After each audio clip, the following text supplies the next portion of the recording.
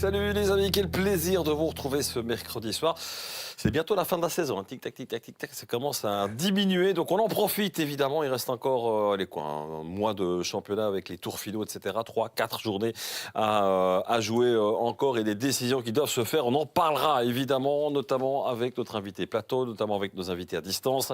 Avant toute chose, je tiens à saluer Philippe Buguin. Salut Philippe. Salut Greg. Quelques jours de répit, de repos ce week-end de finale de coupe. Je réfléchis, mais non, puisque je suis allé quand même voir le match de Namur, le non-match de Namur. Oui. Malheureusement, à l'Union Saint-Gilloise U23, mais bon, ok, on a essayé de souffler quand même. Et de profiter de son lundi de Pâques. Et l'invité fil rouge, un nom et un prénom bien connus dans le foot namurois, c'est Majid Sba. Salut Majid. Bonsoir. Tu vas bien? Ça va bien, merci. T1 de SPI. Renfort Caisse aussi avec la P2 de SPI. On va évoquer dans quelques instants évidemment la position des Spirous. C'est pas encore gagné, ça pourrait l'être ce week-end-ci. On croise les doigts du côté de Gemep sur Sambre. Avant cela, mon cher Philippe, une petite bio et surtout la première mi-temps qui se lance maintenant. Je disais donc petite, elle va pas être si petite que ça la bio parce que des clubs il en a fait quand même. Oui, vous me permettez Greg, parce que je viens de... On en parle justement, ça nous permet de dire à tout le monde de profiter du chat pour poser toutes ces questions à Majid, mais en regardant les toutes dernières infos, un transfert intéressant qu'il faut tout de suite épingler, c'est celui du jeune défenseur central de l'Union Namur, Tom Adam, qui n'a pas encore fait une saison complète, mais qu'on avait déjà vu la saison passée, notamment un très bon match à Meux et bien d'autres. Eh bien, ce joueur ne poursuit pas à l'Union Namur puisqu'il vient de signer à Biem en division 3 ACFF. Biem qui a aussi attiré Gilles Kinif. Je pense qu'on transfère bien là du côté de Biem. On aurait voulu aussi attirer le fils de Gabor Bukran, Logan Bukran. Malheureusement, Logan reste au Condrusien. Mais voilà, donc une info toute chaude. Et un renfort intéressant, hein, jeune joueur, plein de talent, qui a eu quand même quelques minutes de jeu en D1 ACFF et qui va tenter sa chance un petit peu plus bas pour aller prendre, j'imagine, du temps de jeu. J'imagine titulaire indiscutable dans la défense de Biem, avec effectivement un baroudeur comme Kinif, ça peut être une équipe qui se dessine comme étant une équipe performante la saison prochaine. On transfère bien et on avait besoin de taille, et avec Tom Adam, on a de la taille là derrière. Mais c'est peut-être pas fini. Majid Sba, la bio, pas si petite que ça, parce il en a fait quelques-uns des clubs dans la région. Oui, j'avais pas tellement pensé à tous ces clubs, je m'étais focalisé pour tout dire sur sa carrière d'entraîneur, mais je me souviens notamment de votre passage à Meux quand même, parce que vous n'avez pas été le meilleur buteur de la première provinciale quand vous étiez à Meux à ce moment-là, avec une quarantaine de buts. Non, j'étais à SPI à ce moment-là. C'était à SPI. C'est là, avec SPI, que vous avez marqué le plus de buts. Oui. Bon, voilà. Je disais donc, Majid, on aime toujours bien de le rappeler, vous êtes le petit cousin du joueur Adel et de l'entraîneur Kevin Sba, hein, et vous êtes le cousin de Younes et de Nadir, qui sont deux frères. Ah, si, c'est bien clair dans la famille Sba aussi. Et ancien international, Nadir. Oui, si vous voulez être complet, effectivement. Majid a 40 ans aujourd'hui et est toujours joueur de football, puisqu'il joue encore, quand il le peut, avec SPI B. Il habite Mornimont, à 5 minutes du stade de SPI. C'est aussi pour ça qu'il aime bien se rendre à SPI. Vous êtes manager dans une société de pièces automobiles. Vous êtes marié, 2 enfants qui jouent à l'arquet, U10 et U14. Et ils sont déjà des fameux buteurs. On m'avait dit, les chiens ne font pas des chats. En tout cas, pour l'instant, oui, ça se présente comme ça. Donc, on verra par la suite. Ils sont encore jeunes et tant qu'ils prennent du plaisir, c'est le plus important. Voilà, entraîneur à SPI, donc à un moment donné, quand SPI était en D3, en première provinciale, aujourd'hui et par le passé, vous avez été entraîneur à Gemep, à Ligny, à Biembe et Perouet. Et qu'est-ce qui vous a fait revenir à SPI comme joueur et comme entraîneur après un bon petit break après cette expérience à Perouet qui ne s'est pas très bien terminée? Oui, voilà, c'est ça. Donc, je voulais plus reprendre comme entraîneur. Voilà, à Perouet, ça s'était pas très bien passé, donc j'avais plus l'envie de coacher. Je voulais mettre ça un peu de côté. Et puis, une fois arrivé à SPI, j'ai croisé les coachs de la P2 à SPI et qui m'ont demandé pourquoi pas revenir simplement déjà s'entraîner et chapeauter un peu les jeunes et apporter mon expérience. Et puis, j'y ai pris goût. Et tant que le corps le peut encore, j'ai repris du plaisir à jouer en P2. Oui, c'est SPI aussi. Hein. Et puis c'est Spie, C'est quand même un club un peu spécial dans ton parcours. Ça reste le club de mon cœur, si je peux dire ça comme ça. Donc ça s'est fait comme ça. Et donc voilà. Et c'est pas, je sais pas, 7-8 assists et quelques buts déjà avec Spie. Je crois que je suis à 7-8 buts et 7-8 assists. Ouais. À 40 ans, c'est pas 40 mal quand même. Vous jouez c'est pas mal du tout. en neuf, là ou... C'est la seule place où je peux encore jouer à mon âge. Faut pas trop courir. Voilà, c'est ça. Et alors, comment est arrivée cette proposition d'entraîner la P1 ? Parce que, bon, vous étiez joueur, mais ça fait être joueur, entraîner, vous avez une famille, c'est encore beaucoup de temps pour le foot. Justement, j'étais sur place quand ça s'est passé avec Rudy Ancio et les dirigeants m'ont appelé, vu que j'étais avec la P2, et m'ont proposé le poste. Je pense que c'était le choix le plus facile, si je peux dire ça comme ça, en tout cas dans les médias, parce qu'il fallait réagir. Donc, c'était pas du tout dans mes plans, sincèrement. Donc, je leur ai demandé 1 ou 2 jours pour réfléchir. Et puis après, je me suis dit, pourquoi pas. Je veux dire, c'est quand même difficile de récupérer un banc. Donc en plus, ça reste, comme je l'ai dit, ça reste mon club. Et je voulais pas que ce soit quelqu'un d'extérieur qui vienne et qui n'ait pas cet ADN et qui vienne un peu chambouler tout. Et c'était pas le but. Donc voilà, j'avais accepté jusqu'à fin de saison. Et pour finir, l'appétit vient en mangeant. Donc j'ai rempilé. Club quand même en pleine transition, ce club de Spie, tant au niveau du club qu'au niveau de la saison. On va l'évoquer dans quelques instants. Ça t'a pas fait un petit peu peur à certains moments ? Non, mais je pense que la transition, ça a surtout été la transition avec l'ancien président qui nous a quittés. Ça a fait très mal. Voilà, Simon Van Bastelar, on va pas se le cacher. Donc c'est une transition et on le savait très bien. L'après Simon allait être compliqué. Mais je pense que les dirigeants, en tout cas actuellement, ont très bien géré la chose. Et Spie, tout doucement, redevient un peu... Spie comme il était. Donc, même compliqué parce qu'avec Simon Van Bastelar, on avait 2 fois le budget d'aujourd'hui. Il m'avait dit, mais on est capable de faire quand même une bonne équipe avec un budget moins. Oui, voilà, je pense que les dirigeants aujourd'hui ont montré qu'on était capable de jouer avec une équipe compétitive sans forcément payer des sommes astronomiques. Et de toute façon, on ne va pas se le cacher. Au jour d'aujourd'hui, l'argent n'est plus la même chose qu'avant. Donc il faut faire avec et c'est des paramètres qu'il faut prendre en ligne de compte. Et pour l'instant, ça fonctionne bien à Spie. Il y a des jeunes à disposition ? Il y a des jeunes à disposition. Si on regarde les feuilles de match en P1, il y a beaucoup de U17, U16 qui sont venus sur la feuille. En P2, c'est que des jeunes. Je pense que la moyenne d'âge, elle doit être de 20, 21 ans. Donc, que du contraire. Donc, les clubs doivent faire plus confiance aux jeunes, Majid. Quand on a des bonnes écoles de jeunes, on ne fait pas encore assez confiance à tous ces jeunes éléments qui montrent déjà quelque chose d'intéressant, même à 16 ans. Oui, je pense qu'il faut le faire. Nous, à l'époque, c'était comme ça. Donc, je pense qu'il faut, même si c'est plus compliqué aujourd'hui qu'avant. C'est-à-dire que les jeunes d'aujourd'hui, pour moi, sont prêts beaucoup plus tard. Nous, avant, on était prêts beaucoup plus tôt. Donc 16-17 ans, on était déjà au four au moulin. Aujourd'hui, c'est cette transition entre jeunes et équipe senior qui est compliquée. Mais ici, à Spie, ça se passe super bien. Et je tiens à souligner mes 2 confrères, en tout cas mes 2 acolytes, Robin et Maxence, qui font un boulot énorme. Famille. Swinen et Fissette qui font un boulot énorme du côté de Spie, qui est une saison pas facile.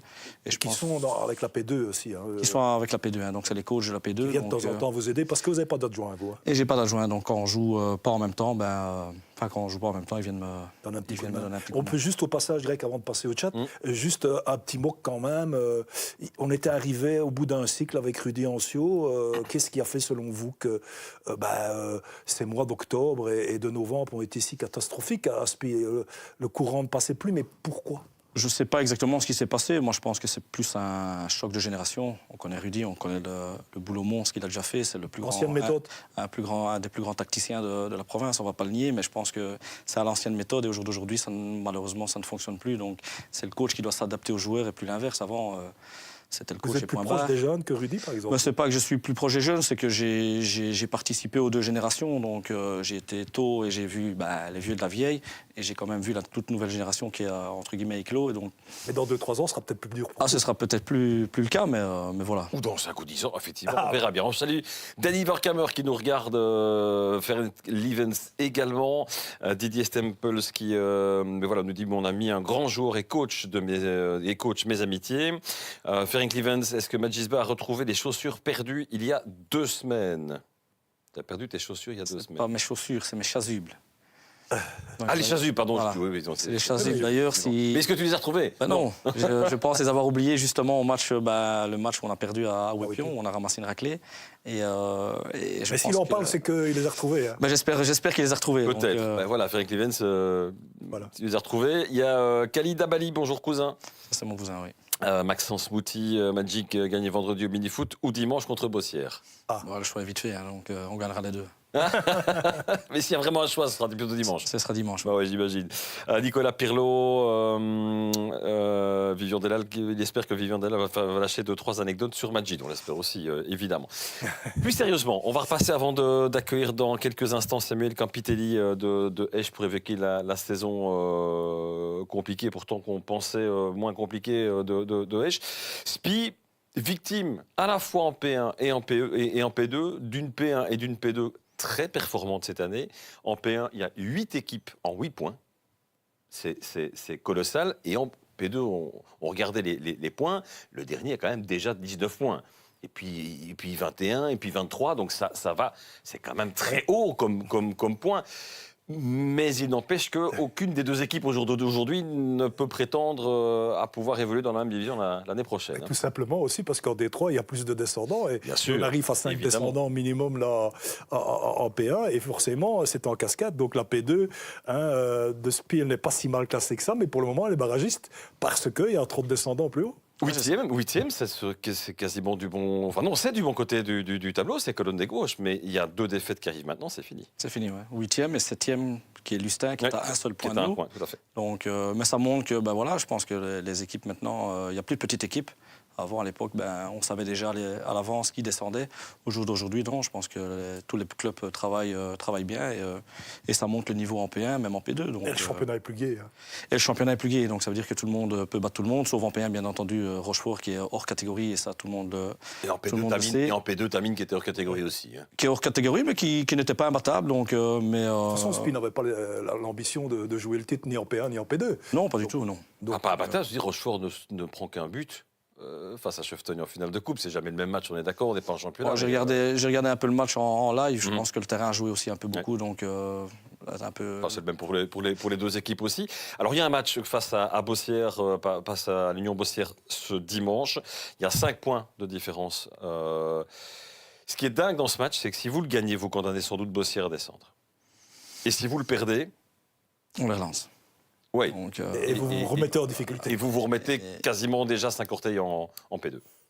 Ouais, voilà, c'est ça. Donc, ça va être un match, c'est déjà un tournant, on va pas se le cacher. Maintenant, on y va moins sans pression, enfin, moins de pression que Bossière. C'est eux qui auront la pression, parce qu'ils savent très bien que s'ils sont battus, ils sont condamnés. En tout cas, de notre côté, on va donner le maximum pour pouvoir justement clore le débat du maintien et pouvoir aider justement la P2. C'est quoi le programme là maintenant? Donc, c'est Bossière et puis Donc, c'est Bossière, on reçoit Meux et puis on va à Ligny. Donc voilà, mais ce ne sera pas facile. Et, toutes des équipes qui ont encore quelque chose à gagner. Hein. Meubé veut rester 2e pour commencer son tour final chez lui. Et Ligny, il était au coude à coude avec Nanine pour le tour final. Donc on ne peut pas dire que quelqu'un peut laisser un peu couler parce que justement, il n'a plus rien à gagner. Non, justement, c'est pour ça qu'il faudra prendre ce match au sérieux et compter sur personne. Donc il faudra compter sur nous-mêmes. On sait que ça va être un match compliqué. Donc, Et puis derrière, la P2 a une situation un peu moins confortable parce que là, on est 4e en commençant par la fin, 2 points devant Esch, 4 devant Jambes et 6 devant le FCO. C'est voilà, là aussi, je connais pas l'agenda et le programme de fin de saison. Ils reçoivent Aiguezé, ils vont à Avlanges et on reçoit Esch le dernier match. Ouais, contre Esch, le dernier match.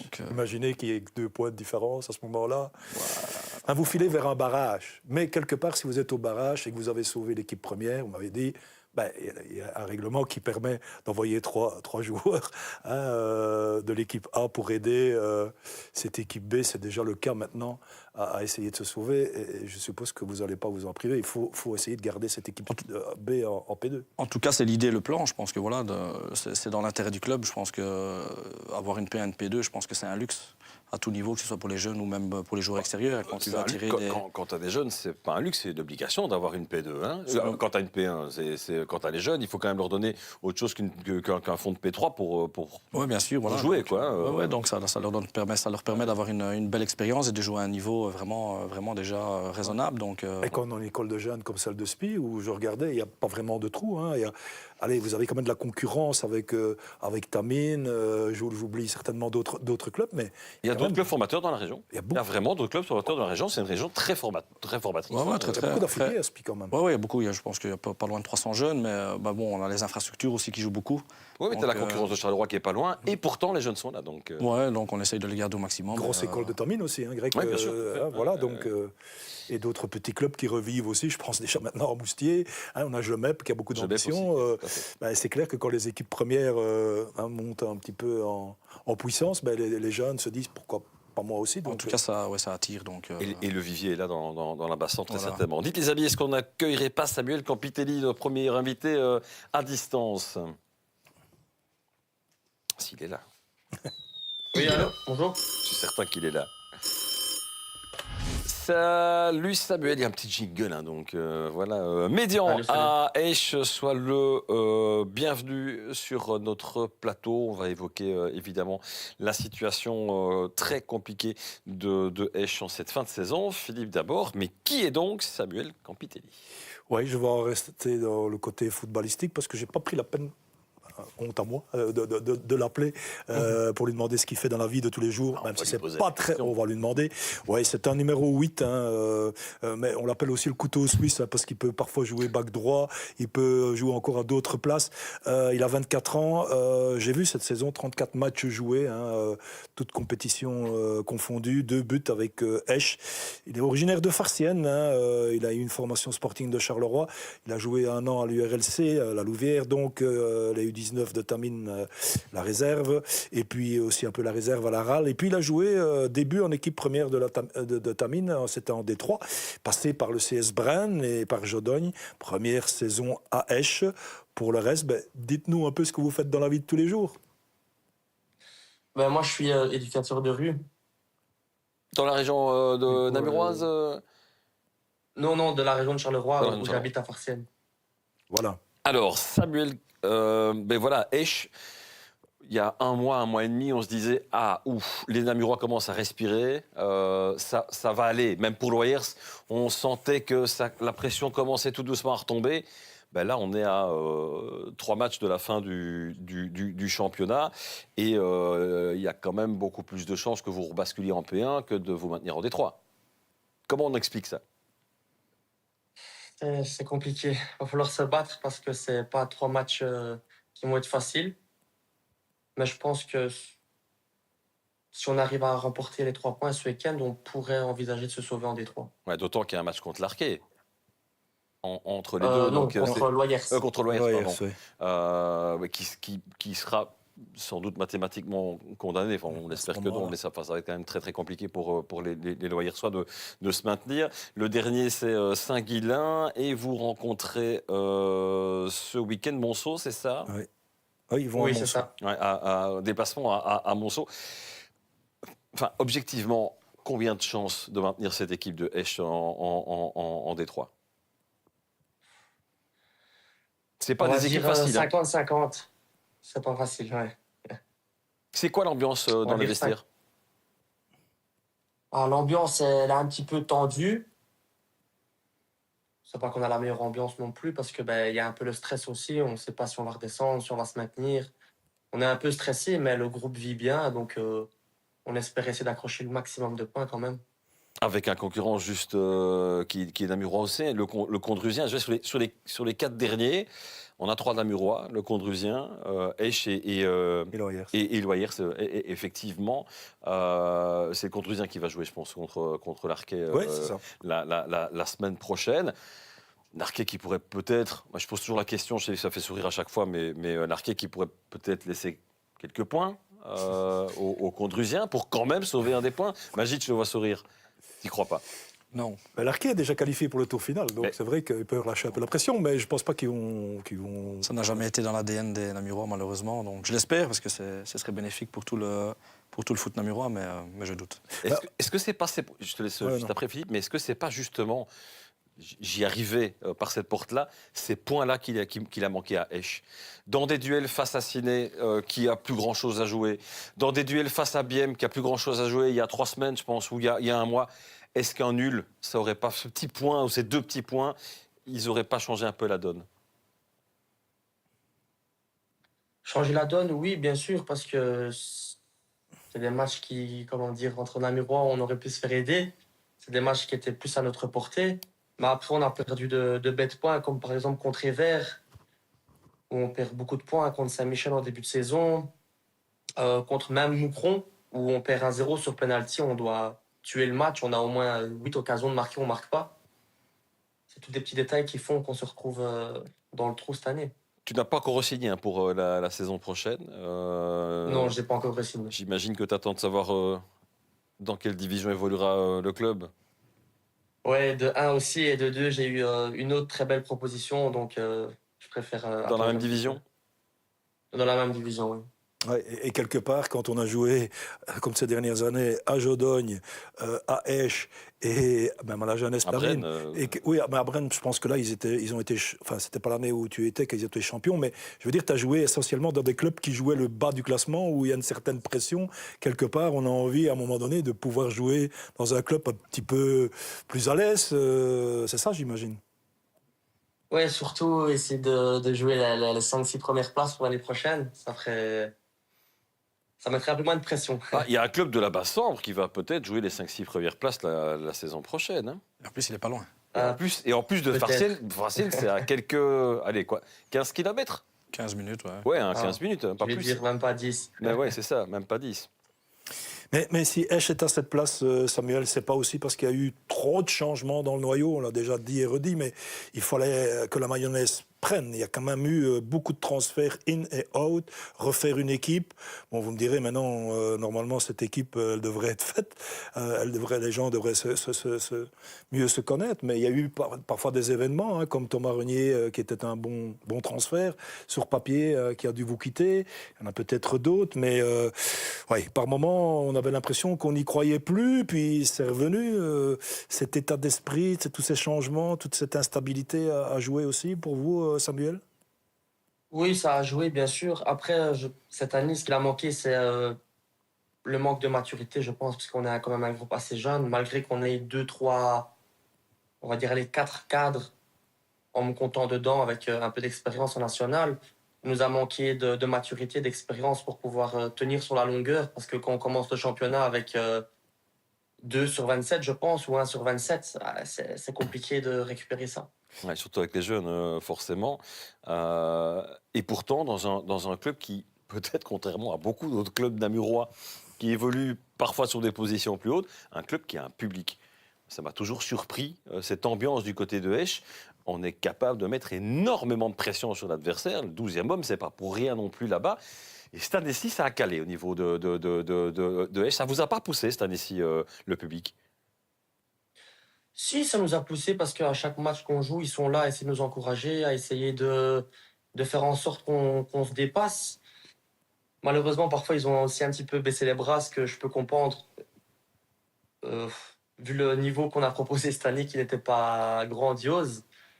Mais ils étaient toujours derrière nous chaque match et ça nous a quand même aidé énormément à domicile après la première tranche qu'on a ratée.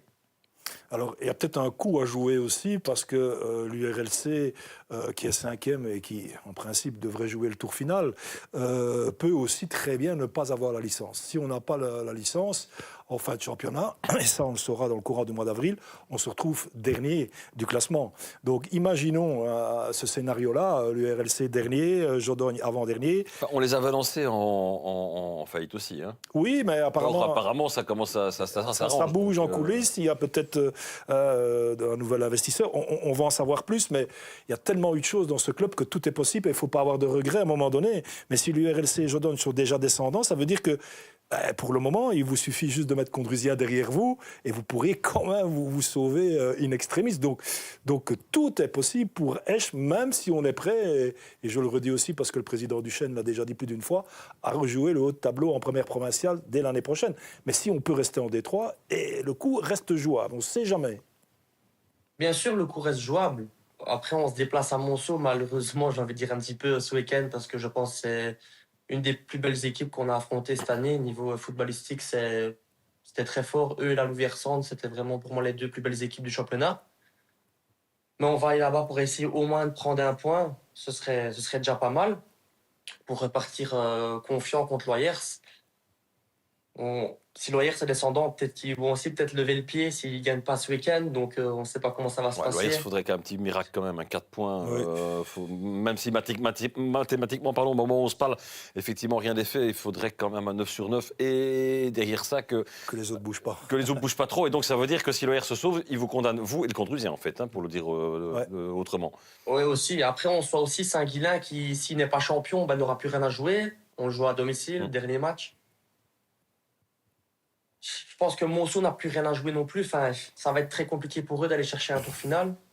Est-ce qu'on va réussir à se motiver, Samuel? Voilà, quand j'entends et je comprends forcément que tu ne signes pas, tu n'es sans doute pas le seul, sans savoir ce que l'équipe sera. Un joueur de Détroit, ça a envie de jouer en Détroit, ça n'a pas envie de jouer en P1, sauf des joueurs de club et qui jouent pour le blason. Mais ça, je comprends tout à fait que tu n'aies pas envie de jouer en Détroit. Mais est-ce qu'on va réussir à se motiver pour essayer de sauver cette équipe? Est-ce que quelque part dans la tête, c'est pas déjà un peu game over? En toute Non, sincérité. game over, non, parce que toute l'équipe est concentrée depuis quelques semaines ici. Quand vous regardez, on fait des résultats moyens parce qu'on termine sur les 5 derniers matchs avec 2 victoires, 2 défaites et un nul. Donc on est encore tous concernés, malgré que ça fait quelques semaines qu'on sait que certains joueurs partent et tout ça. J'ai envie de vous dire que c'est peut-être eux qui se donnent le plus à fond pour essayer de maintenir le club en national. Oui, et justement, cette victoire 3-0 contre Sines, ça montre bien qu'on ne laisse pas aller les choses. Hein. Ah non, on ne laisse pas aller les choses. On sait bien que si on ne se donne pas à fond, on va descendre en provincial et c'est pas le but. On est là, même si on ne reste pas l'année prochaine, même pour ceux qui restent pour l'année prochaine, pour l'historique du club, parce que c'est quand même un club qui jouait ces 5 dernières années, les tours finaux, tout le temps. Ce serait bien dommage de faire descendre le club. Et vous êtes quand même souvent dépendant de Brian Mangudza, hein, qui est votre meilleur buteur. 12 buts, et il n'a même pas joué tous les matchs, hein, puisque officiellement, il n'en a joué que 28, donc coupe et championnat, tous les matchs officiels, donc c'est pas que le championnat. Donc il a été souvent absent aussi, parce que le deuxième meilleur buteur de Esch, c'est Varela Cortés, 5 buts. Donc on a souvent eu du mal à marquer ce petit but, hein, du côté de Esch, même si on a quand même vu des révélations avec Anis Mameri et Samir Zeroual, hein, qui ont marqué de beaux buts dans la dernière partie du championnat. Mais il manquait quand même souvent ce tueur là, dans un premier temps à Esch, non? Il manquait ce tueur, oui. Après, pour moi, Brian reste un super attaquant de top qualité, mais il n'a pas été assez bien servi pour mettre plus de buts. Ben voilà. Tu disais manquer de but, c'est quand même aussi la pire défense de la série, hein, Esch. Ah, Pas aussi. non plus l'oublier, 75 buts encaissés. Je pense que c'est aussi et surtout là qu'il faut aller chercher, les points perdus. Hein. Avec beaucoup de changements Oui, dans c'est cette plus défense. ça. Défensivement, on a eu un peu plus de mal cette année. Ouais. C'est quoi le discours du coach là, à l'entraînement depuis quelques jours, une dizaine de jours depuis la semaine dernière? Le coach reste derrière nous. Il nous encourage à fond chaque semaine. Il nous dit qu'on ne doit pas abandonner, qu'on peut le faire, qu'on peut y arriver, qu'il nous reste encore 3 matchs à jouer, qu'on doit se donner à 100% les 3 matchs, qu'on n'a pas le choix. Il suffit de rester dans la course pour se maintenir. Donc il essaie de nous motiver un maximum, il nous encourage. Il n'a jamais baissé les bras malgré le très mauvais début de championnat qu'on a fait, parce qu'après, je pense que sur les 2 et 3e tranches, on n'est pas si mal placé que ça. Oui, c'est dommage, hein, Il effectivement, essaie toujours ce début de championnat. Je regarde en vitesse 9e de la 2e tranche, 13e de la 3e tranche. Donc, effectivement, avec 4 ou 5 points en plus, même pas de victoire, hein, avec une victoire et un nul en plus, là, si vous êtes quasiment au même pied que Sidey, en fait, hein, au même endroit que Sidey. Et la saison s'annonce. Voilà. C'est preuve aussi que cette Détroit, elle est. On parlait de la P1 tout à l'heure, qui est très challengeante. Cette P3 aussi, hein, parce que Détroit, cette Détroit, pardon, aussi, on l'a dit tout à l'heure, on pensait que tous les clubs Namurois, à un moment, ça allait mieux. Il y avait un genre de trou d'air au-dessus de la tête des Namurois, et en l'espace de 2 semaines, tout s'effondre, patatras, et c'est la catastrophe. C'est bien la preuve que c'est hyper serré aussi dans cette Détroit, dans cette super P1, comme on l'appelle parfois, quoi.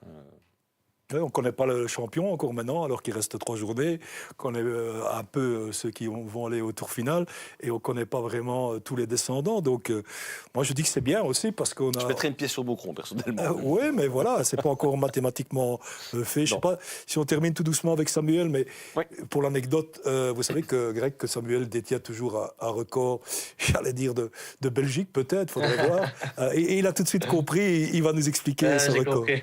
Allez, expliquez-nous, parce que je pense que nos invités ne connaissent pas ce record. Allez-y. J'ai pris un carton rouge après 10 secondes de jeu, je pense. On m'a dit 5 secondes, mais enfin bon, on va pas chicaner 5, 10 ouais, secondes. 5, 10. Ouais, et, Rouge direct. Oui, rouge direct. et ça s'était passé comment Oui, c'est quoi les circonstances que rouge direct après 5 secondes, il y a quand même peu de rêves qui la mettent celle-là. Donc, En fait, c'était à Pays Ath, Vert. je pense. Pays Au vert. Pays Vert, Attention. ouais, c'est ça. Il y a le centre, il y a un long ballon qui vient sur moi. J'avais joué back droit à ce moment-là. J'ai un long ballon qui vient sur moi et à place de jouer le duel de la tête, je veux jouer le duel avec mon pied et l'adversaire passe devant moi et je vais lui prendre le pied en plein dans le dos. Oui, il a dû apprécier, effectivement. Et pas d'indulgence de l'arbitre directement Non, rien du tout. La Il m'a mis faute rouge semble direct. quand même suffisamment dangereuse que pour être... Oui, effectivement, mais bon, comme il l'avait dans son dos. Carton. Voilà. Oui. Moi, je suis habitué, chaque semaine, j'en prends une aussi. Heureusement, pas après 5 secondes ou 10 secondes, mais bon, voilà, ça arrivera peut-être. Mais voilà, je ne sais pas si ça vous fait plaisir, mais en tout cas, voilà, vous avez le sourire en vous rappelant cette anecdote. Plus jamais été exclu depuis lors? Non, plus jamais été exclu depuis l'eau. Ah bah, c'est très bien. Bah, pour un 8, c'est effectivement relativement rare. Un box-to-box, il a plutôt comme boulot de cavaler d'un rectangle à l'autre et pas d'aller mettre les crampons dans un duel défensif. Merci en tout cas, Samuel, d'avoir accepté notre invitation. On ne le dit pas, mais on le pense très fort pour nos clubs namurois, dont Esch, dont Loyers et dont le Condrusien. Allez, on espère un happy end à la fin de cette saison. On suivra évidemment ça dans l'émission du dimanche. Merci en tout cas, Samuel, et bon match Merci à de vous. toute façon ce Merci à vous. week-end. Petit détour. Merci. Avant l'équipe type, il y a du lourd. Enfin, non, il y a des messages. Il n'y a pas du lourd, rien de méchant. Je me doute. T'inquiète pas. Ça, j'avais pris. Alors, Majid, plus de chances que tu refasses une année en P2 ou que Louis Gillet marque un but de la tête. C'est quoi qui est le plus probable? À mon avis, que je refasse une saison en P2, Je m'en doutais. largement. Alors, Ferenc Levens n'a pas retrouvé les chasubles, pour info, donc pas de bonnes nouvelles de ce côté-là. Combien de buts pour Majid s'il avait joué toute la saison en P2? Ouf. C'est 9, c'est ça que... Oh, c'est 7, 8 7, 8. ou... Bon, je sais pas, on dirait 15. Ah, quand même. Pas mal, quand même. Quand même. Danny Verkamer, bonjour à Majid, un buteur, mais aussi un bon gardien de but malgré sa taille. Ah, Qui est peur. j'avais joué un match justement avec Spi. J'avais terminé dans les buts contre Profondeville. Carte rouge, exclusion, et c'est moi qui ai été Exclusion, c'est choisi moi qui étais, pour... j'avais pris les gants et avec ma petite taille, je m'étais pas mal débrouillé. Bah écoute, c'est une détente, faut pas toujours mesurer 2,02 m et être une grosse brute des Carpates pour être avant-gardé. Florent Mareigne, Louis repris dimanche, Majid, point d'interrogation. On est déjà en train de faire la feuille de match là, maintenant. Et on parle de Louis qui, exactement? C'est Louis Gillet, c'est un joueur de la P2 qui est un bon gars et qui est un passionné de foot et Qui n'est pas toujours sélectionné? qui est dans le groupe, qui ne joue pas souvent, mais qui a une mentalité exemplaire et en réflexion pour dimanche. Voilà. Comme ça, on ne prend pas de risque. Questionable, on verra bien. Il a eu sa carte, mais on ne sait pas s'il sera sur la feuille de match. Kylian Delcomen, Majizba, un triplé vendredi avec Gemep ou mettre une petite fessée à monsieur Maxence Moutuis dimanche? J'ai déjà posé la question. Mais... Les deux. C'est petite fessée, oui, les deux. Si on peut faire les deux, tant mieux. Mais... Alors, un trio de coach, Zbak, Colassin, Mazi en senior, un jour peut-être. Bon, ça, c'est la Dream Team. Ça, c'est la Dream Team. Ça, c'est souvenir.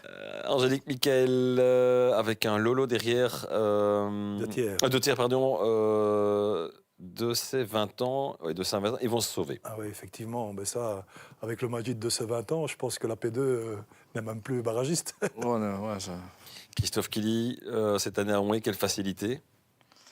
Ah, c'était l'année où vous étiez Killy Laurent. Ah, Killy Laurent, ouais, c'est l'année quand j'ai joué à Onhé. On avait une méchante équipe. Ouais. C'est une des plus belles équipes dans laquelle vous avez évolué. Ouais, une des plus, qui fait partie des. Qui jouait là, top. par exemple? Ouais, il y avait Batatina, il y avait Killy Laurent, il y avait Pirard devant. C'était pas mal. Et c'était Guy Demunck à l'époque, l'entraîneur. Donc c'était pas mal. Et Verkamer dans les buts d'ailleurs. Ah oui. Donc, Belle troisième mi-temps aussi. belle troisième mi-temps aussi. Bah, à ce moment-là, je pense que j'étais pas encore. Non. Si je dis pas de bêtises, non. Peut-être que je commençais, mais, Encore très très sérieux, très sérieux très carré. et très Ok. carré. Ouais. Tu dois expliquer pourquoi tu as Oui. pris le numéro 1 à Spi. Ça, c'est long. C'est parce que mon numéro fétiche était pris. Et est le numéro c'était le numéro 13 à l'époque. Il était déjà pris. Et, en discussion avec mon papa, en rigolant, il m'a une anecdote comme quoi un gardien international argentin avait joué. Un joueur argentin, pardon, avait joué avec le numéro 1 dans le jeu. Pardon. Dans le jeu. C'était Ardiles, je pense. Oui, effectivement. C'était Ardiles. Et j'ai lancé ça comme ça. Et, C'est rarissime, effectivement. et j'ai joué avec ça. Et du coup, ça m'a mis en problème avec un arbitre lors d'un match de coupe, le premier match de coupe qu'on joue, et l'arbitre voulait pas stipulait que je ne pouvais pas jouer avec le numéro 1 dans le jeu. Il disait non, c'est pour le gardien, et pour finir, on a joué, mais il avait fait rapport. Ah, et vous n'avez rien Mais dit. c'est autorisé. C'est autorisé, il n'y a pas de numéro qui dit Réservé au gardien, le gardien c'est 1 ou c'est 12. Donc voilà, ou donc c'est c'est comme 12, ça que c'est- ouais, c'est ça. Non, on en prend C'est comme ça que c'est parti. Bah oui, mais c'est vrai que c'est extrêmement rare d'avoir de joueur de champ numéro 1. En mémoire, pourtant j'avais quand même une paire de matchs, ça ne me dit rien. Non, mais Osvaldo, c'était Osvaldo, hein, Ardiles, je Ardiles, pense. ouais, Effectivement, il avait le numéro 1, très grand joueur argentin, je me souviens à certaines Coupes du Monde. Donc c'est vrai que ça a sûrement inspiré, vous d'ailleurs, et d'autres, effectivement, hein, puisqu'il y Je a pense toujours que une c'est espèce de mimétisme. C'est le numéro 0 qu'on ne peut pas avoir au football. Ah, ça c'est autre Possible. Pense C'est bien. possible. Contrairement au basket. Bon, on Ok. sort de nos clous. On va aller vers l'équipe type, les amis, l'équipe type de Magisba. Et sois à l'heure vendredi, te dit Frédéric Delcomen, hein, ton coach. Je vais essayer. Alors, l'équipe type.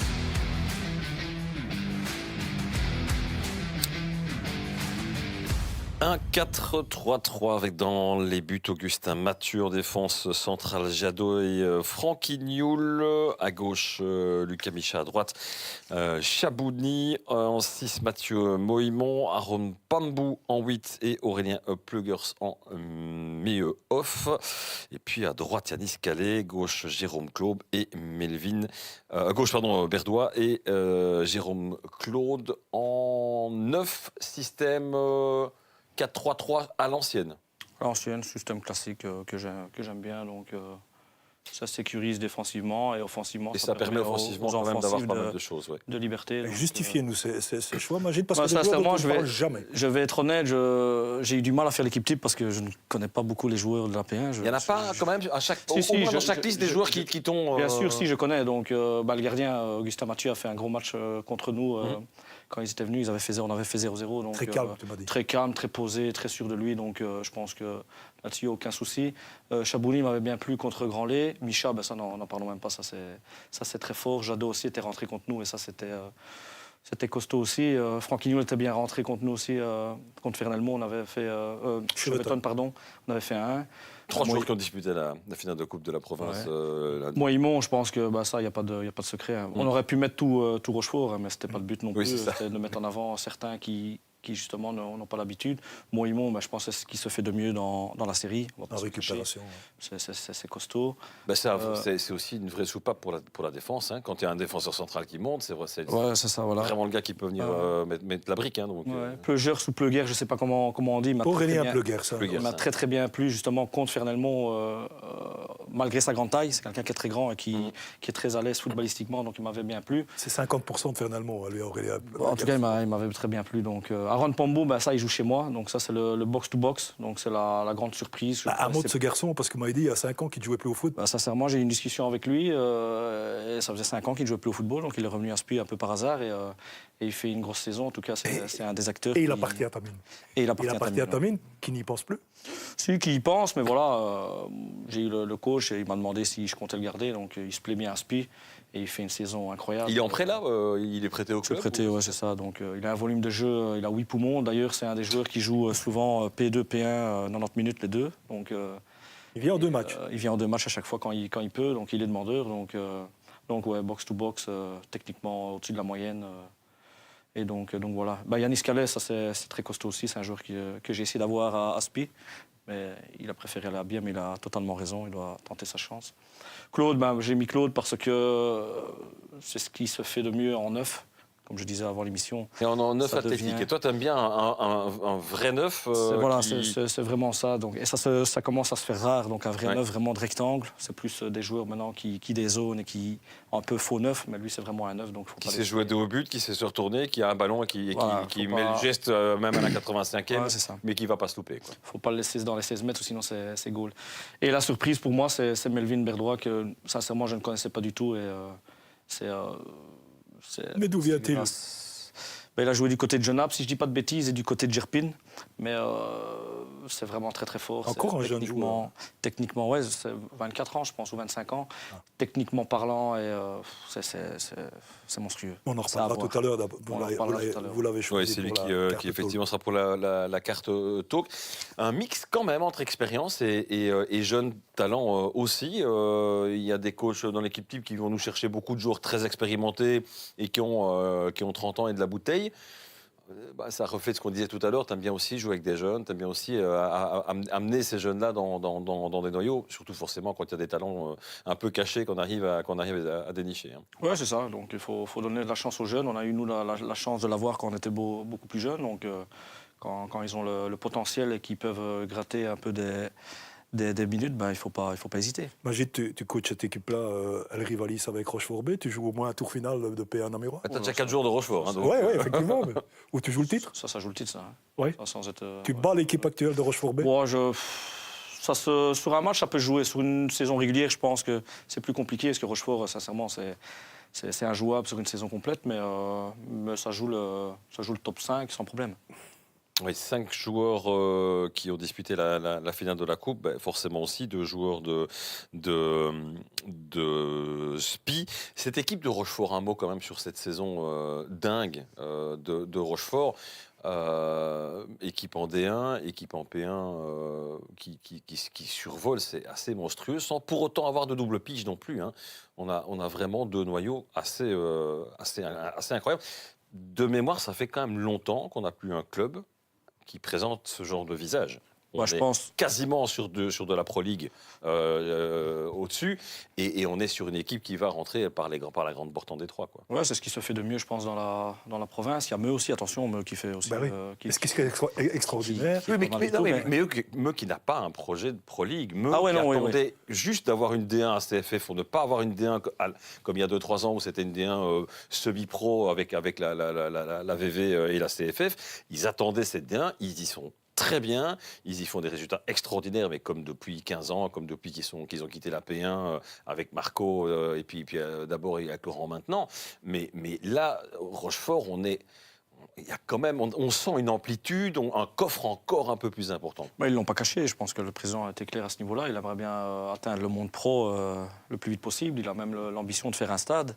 Donc voilà, je pense que voilà, ils ont les ambitions et ils le montrent. Donc ils ont totalement raison et ça permet justement à des joueurs de P1 de performer comme ils l'ont fait cette année.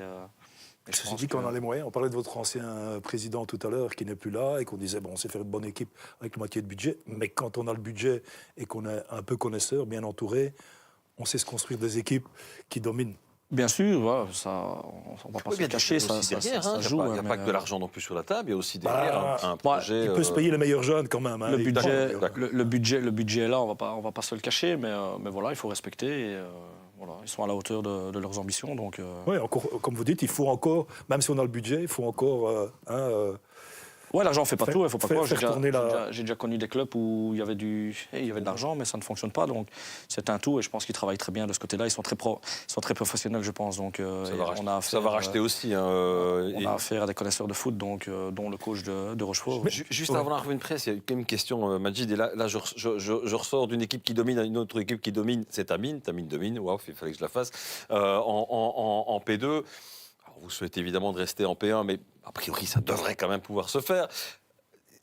Revoir ces fameux duels derby entre Spi et Tamine, c'est quand même quelque chose hein, pour le Spirouk tué. Ouais, mais ça, c'est des matchs qu'on aime jouer. Hein, donc, c'est pour ça qu'on aimerait bien aussi se maintenir en P2. Gemep est on va sans doute en discuter tout à l'heure, mais ça est en me tient encore plus à cœur, je crois. est en passe de monter en encore plus P2. un derby, donc évidemment.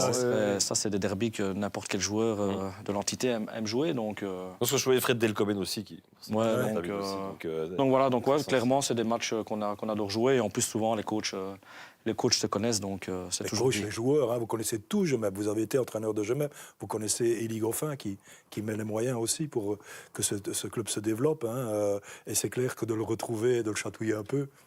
Ouais, c'est ça, c'est de bonne guerre et voilà, donc ça attire du monde. Comme tu disais tantôt, les troisièmes mi-temps sont souvent très belles aussi. Donc, C'est des belles recettes de buvette donc, aussi. voilà, il y a du foot et il y a du plaisir, donc c'est le principal.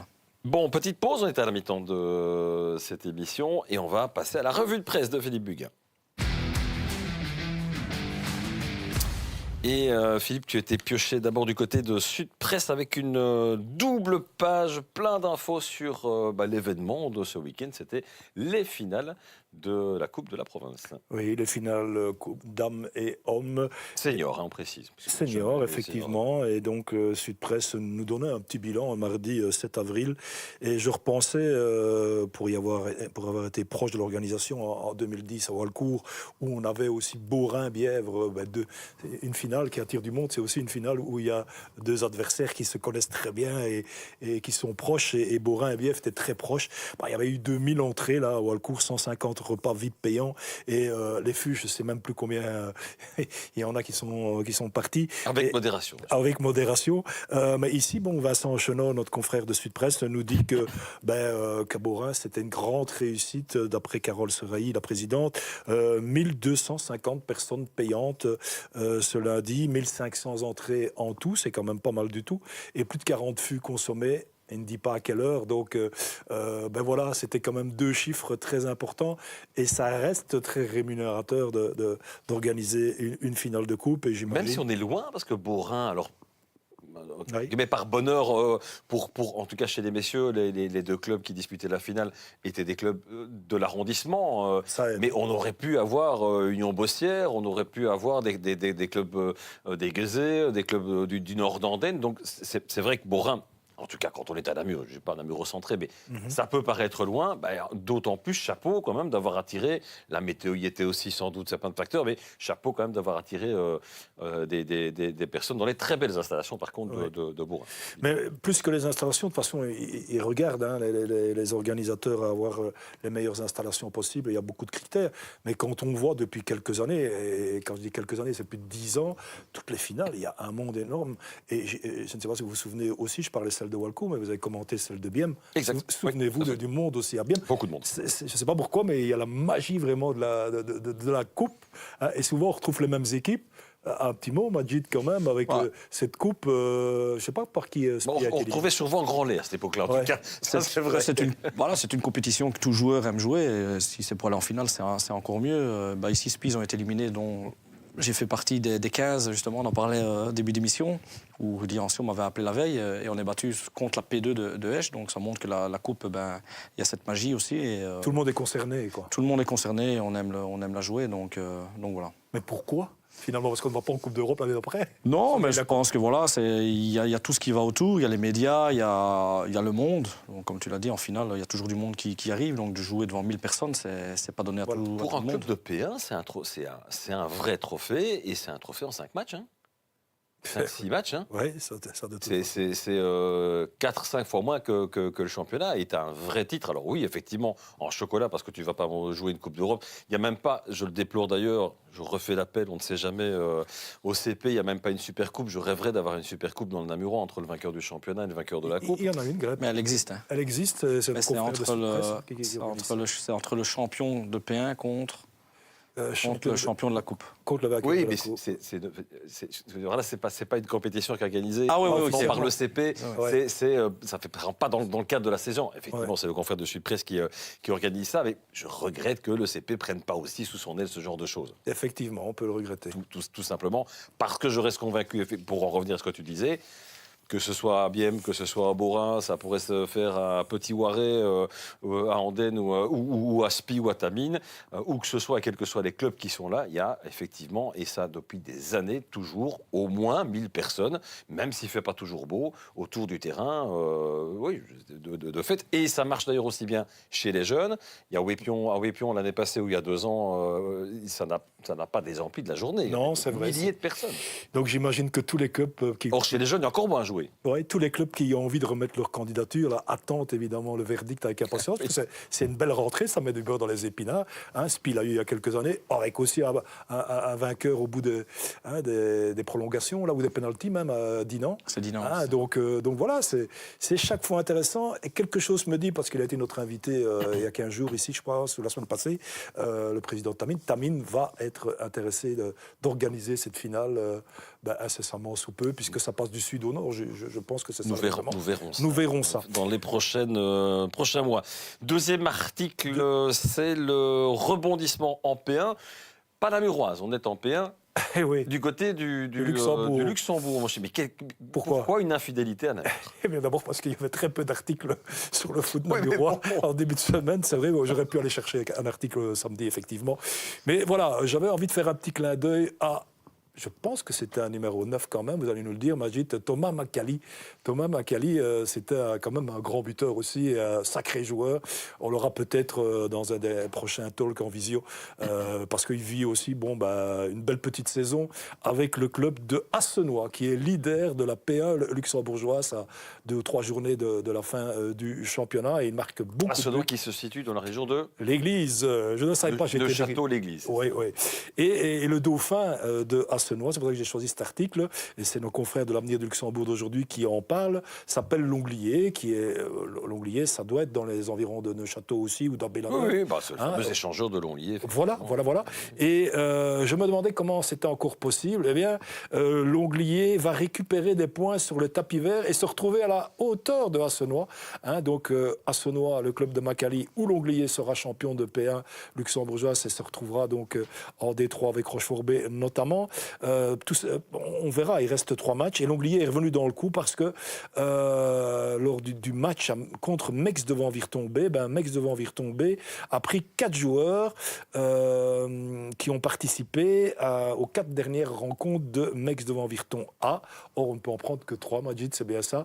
Et donc, ils perdent des points sur le tapis vert et du coup, ils se retrouvent, donc Mex perd des points sur le tapis vert, ils se retrouvent plus que jamais concernés par le maintien, et L'Onglier relance la lutte pour le titre. Donc là aussi, une fin de championnat, je dis là aussi, mais dans le Namurois, il y a longtemps qu'on sait que c'est Rochefort-B, mais là, ce sera tendu jusqu'au bout du championnat. Ce sera pareil dans le Brabant, ce sera parce que c'est encore au coude à coude aussi en P1 Brabant, et en P1 Hainaut, c'est Soigny qui se dégage, mais c'est pas encore fixé. Donc beaucoup de championnats provinciaux dont on ne connaît pas encore l'issue.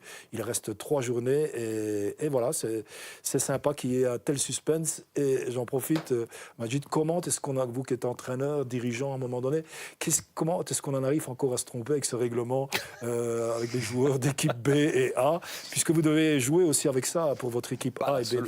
Moi, c'est pas facile, c'est des règles qui ajoutent un peu de recherche et on doit vraiment suivre. Donc si derrière on n'a pas des dirigeants qui sont assidus à ce niveau-là, c'est compliqué. Donc nous on fait attention parce qu'on connaît vraiment la règle. Donc on regarde à ça, mais il y a aussi une autre règle, j'en parlais au début de l'émission, qui n'est pas facile non plus, c'est le nombre de changements. Donc on a le droit à 4 changements, mais je pense qu'on doit les faire dans une fenêtre de 3 changements maximum. Donc 3 fenêtres qu'on a. 3 fenêtres, c'est-à-dire, donc c'est compliqué, donc c'est pas facile pour les coachs. Et on peut perdre le match si on ne le fait pas sur le tapis? J'estime que si la règle, c'est qu'on peut potentiellement le perdre, donc voilà. C'est le cas ici, en tout cas. Ouais. Un article qui aura certainement fait plaisir à notre collègue et confrère Florent Marron, qui est originaire de la province de Luxembourg, comme vous le savez, certainement tous du côté de... Je pense que c'est Mex devant Virton, justement. Je me demande si c'est pas Mex devant Virton. On creusera. Il va m'engueuler demain si c'est pas le cas, mais je pense qu'il est gommé. Bref, allez, la deuxième mi-temps de cette émission, c'est maintenant. On va bientôt aller vers le quiz, évidemment. On vous rappelle, il y a un bon d'achat en matériel sportif à gagner. www.bouquet.live pour vous connecter déjà à ce quiz. Et puis, on vous prendra tout à l'heure, évidemment. On vous proposera les petites questions. Ce sera dans quart d'heure, 20 minutes, un truc comme ça. Après, notre deuxième invité du jour, c'est Benjamin Janssens dans quelques instants. Je fais un petit tour vers le chat. Généralement, c'est là que l'invité commence à avoir peur. Mais non, c'est vraiment très bienveillant, toujours. Hugo Taboada, Majid, dis-leur que j'ai été ton meilleur joueur. Juste. Très talentueux, ouais, bien sûr. Fainéant, mais talentueux. C'est le meilleur que vous avez coaché? Oh, peut-être pas le meilleur, mais un des meilleurs, oui, mais fainéant. Qui est le meilleur? Celui que j'ai connu, footballistiquement parlant, je pense que c'est mon meilleur ami, Denis Suleiman. Ben oui.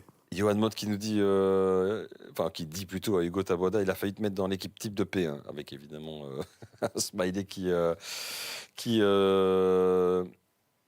rigole. Et puis Hugo Taboada qui demande d'être re-signé. Il revient aux affaires. Je reviens aux affaires. Il va falloir qu'il arrête le paddle alors, parce que...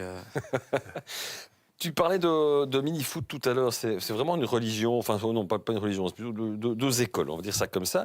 Tu fais partie de ces coachs à qui ça pose pas problème que les joueurs aient joué le vendredi au mini-foot? Non, à notre niveau, non, je pense pas. Quand on arrive à un certain niveau... Bien quand même Ouais, mais bon, ça reste du plaisir. Le mini-foot, c'est là où tu peux t'exprimer un peu plus qu'au foot, je pense. Donc, Quand tu as une équipe un peu réduite, un noyau un peu réduit, que tu en as un qui te téléphone le samedi matin en disant j'ai ma cheville qui a doublé de volume. Ouais, mais ça reste du foot amateur, donc si on doit commencer à serrer la vis à ce niveau-là, je pense que c'est pas...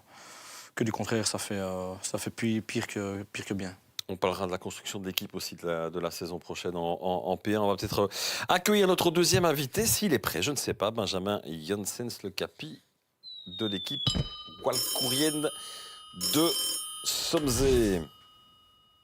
Il est là, effectivement. Bonjour Benjamin Janssens, bienvenue dans notre... Bonsoir, merci pour l'invitation. Dans notre salon. Somzé, c'est une région que tu connais bien, ça qui t'est cher, ça mon cher Philippe. Walcourt, Somzé, Til-Château, ça c'est ton coin, c'est tes racines. Absolument, et c'est vrai que du côté de Somzé, on espère vite remonter en P2 pour retrouver les deux autres équipes walcouriennes, de Tarsienne et de Til-Château, parce qu'évidemment les derbys, ces derbys-là où quand il y a 2 ou 3 kilomètres de différence entre les terrains, c'est quelque chose, n'est-ce pas Benjamin? Ouais, exactement.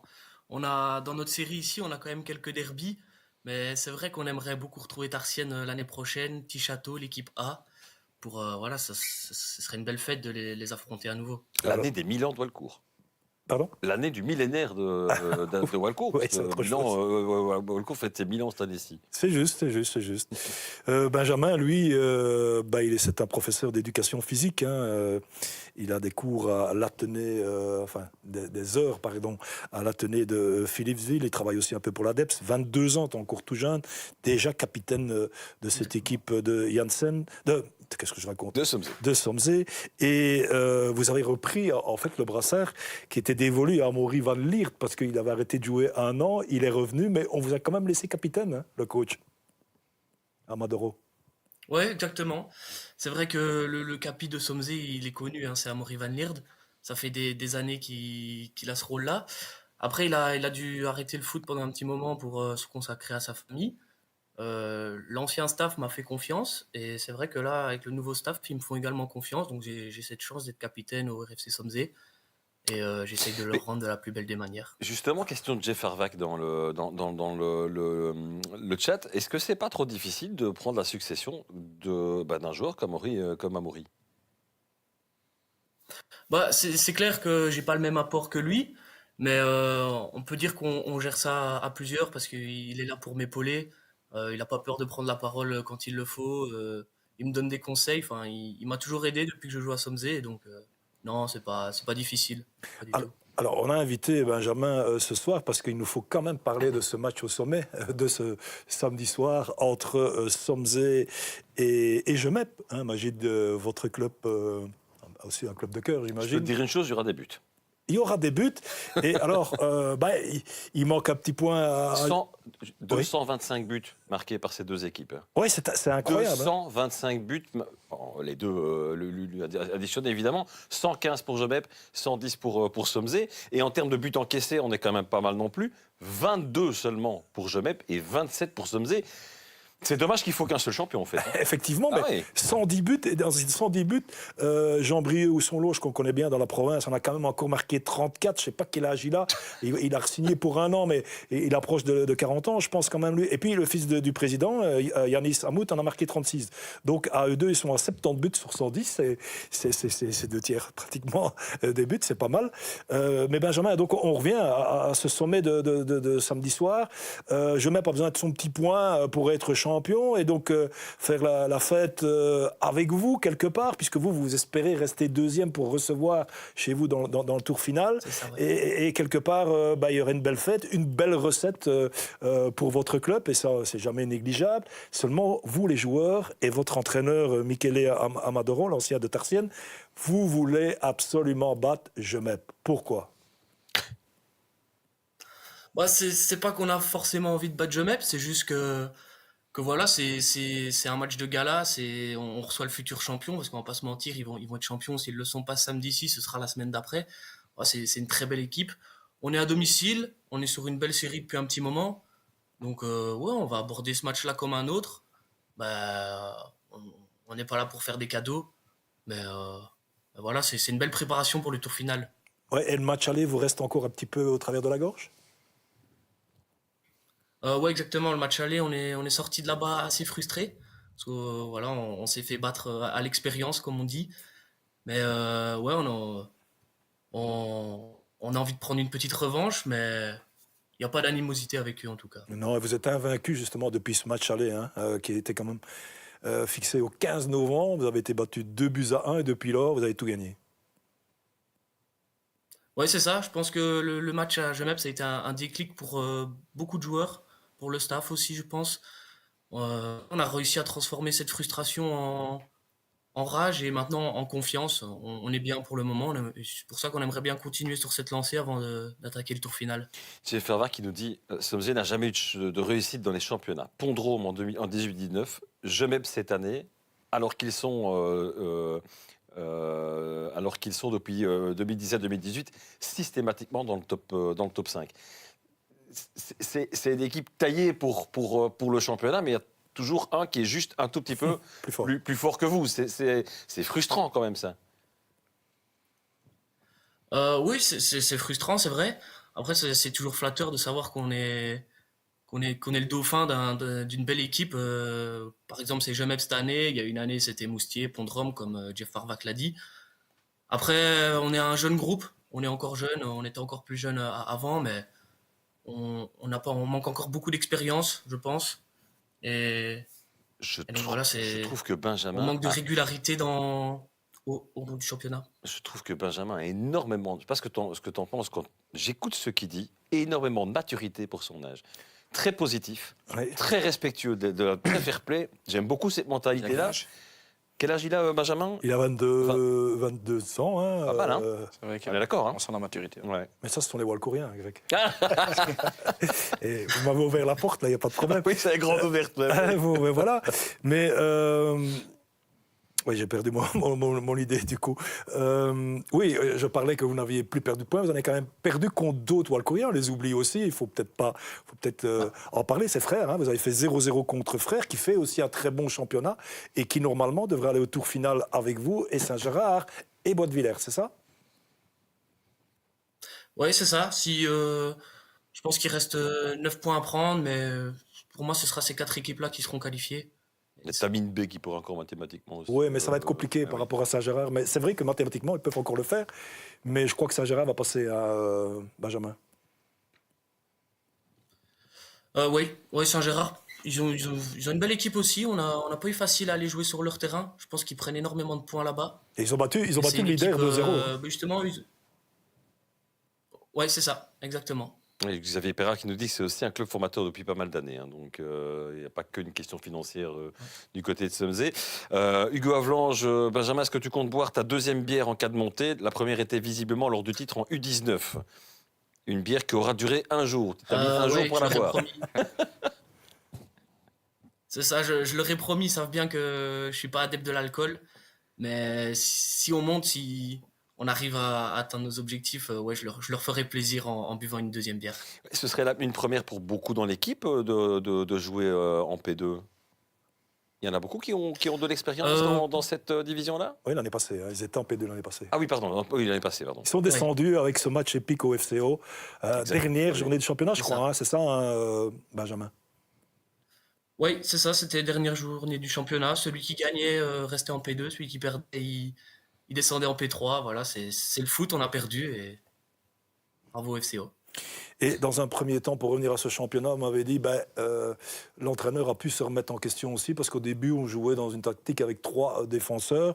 Et puis, quand on est revenu au changement de dispositif en 4-5-1, on a eu un autre Somzé. Et Somzé a accueilli aussi en janvier un joueur qui était déjà chez vous, affilié depuis un petit bout de temps, mais qui devait régler certains problèmes familiaux. Je parle de Quentin Bourran, qui est venu vous aider à partir du 2e tour. Puis il y a quelqu'un comme Yanis Bachiri aussi qui vient de Tarsienne, qui vous apporte aussi beaucoup. Vous m'avez dit finalement il nous manque juste un numéro 10. C'est vrai qu'un numéro 10 c'est toujours précieux. C'est vrai qu'avec un numéro 10 vous étiez au-dessus de Jomep?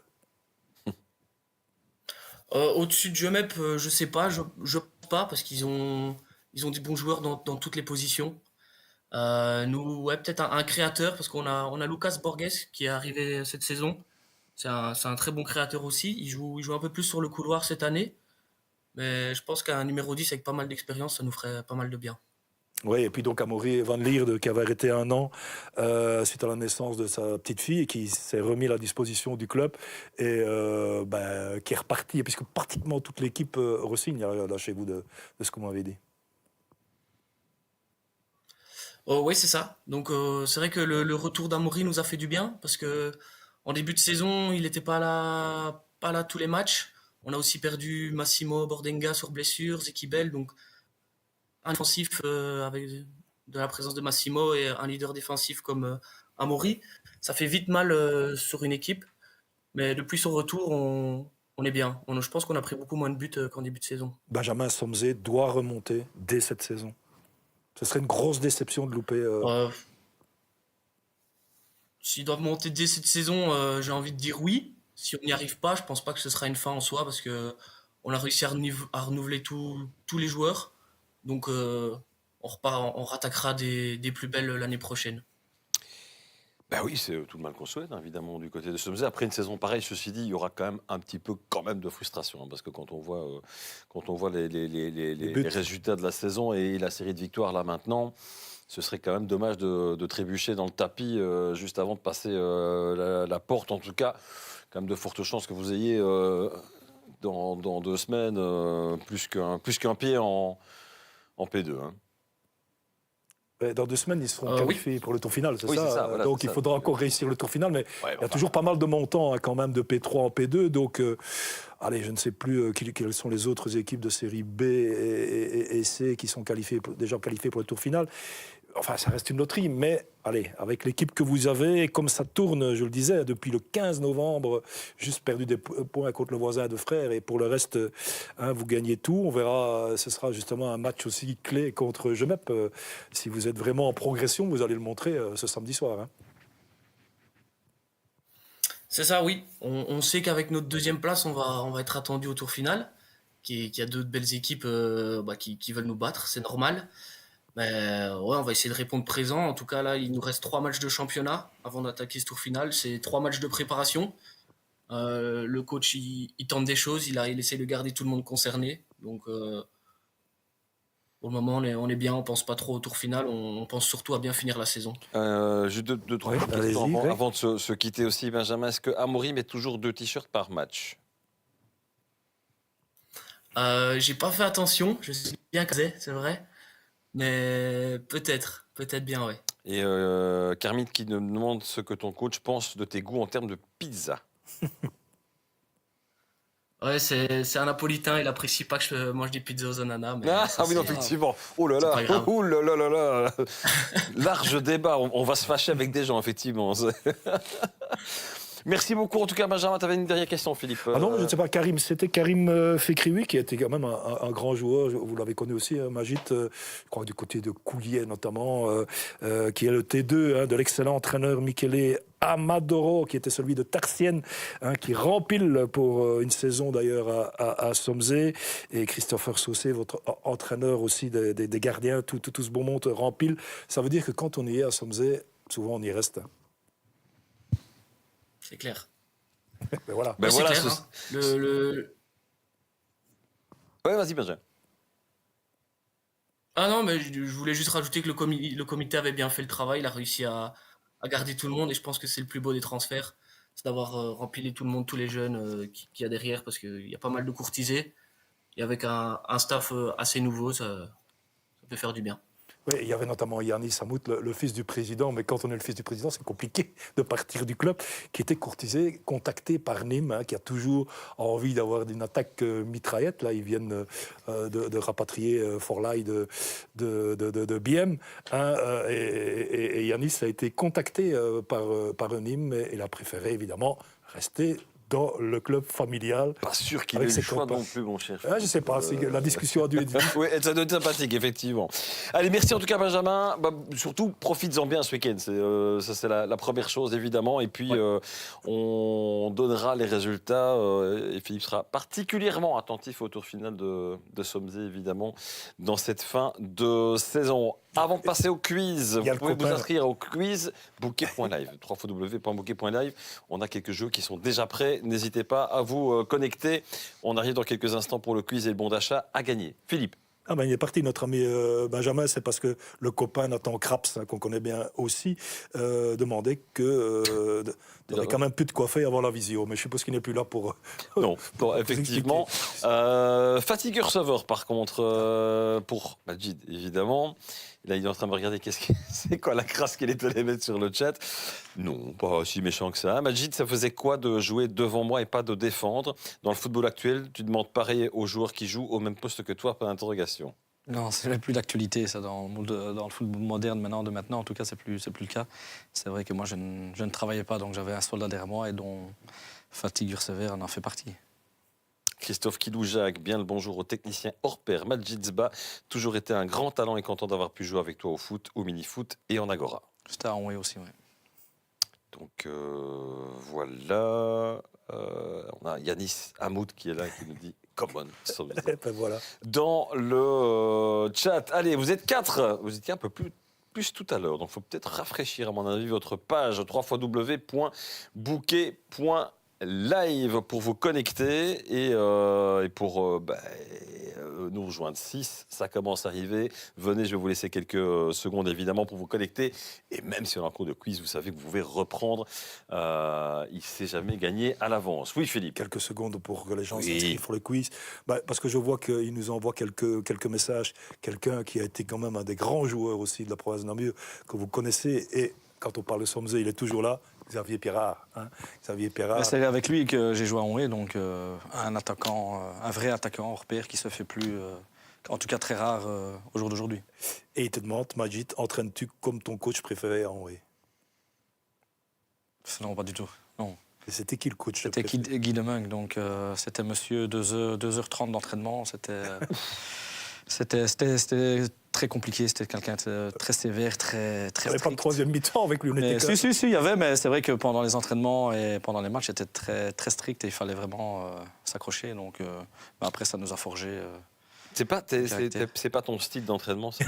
Non, c'est pas mon style. C'est quelqu'un de plus rond avec les joueurs, à l'écoute, individuel. Je sais être très strict, mais, je suis plus foot que physique. Donc, c'est ça. C'est jouer avec du ballon, il faut le ballon en mouvement. On sait faire du physique avec du ballon, donc Et Pierrot Marlier qui dit que courir. Majid, t'es une machine. Qui? Pierrot Marlier. Ah, ça c'est vrai. C'est un joueur que j'avais eu à Gemep, que j'avais lancé à Gemep en équipe première et qui est à... Je pense qu'il est à Tamine encore maintenant, donc excellent joueur, excellent back gauche, donc voilà. Voilà. On va lancer le quiz, les amis, c'est parti.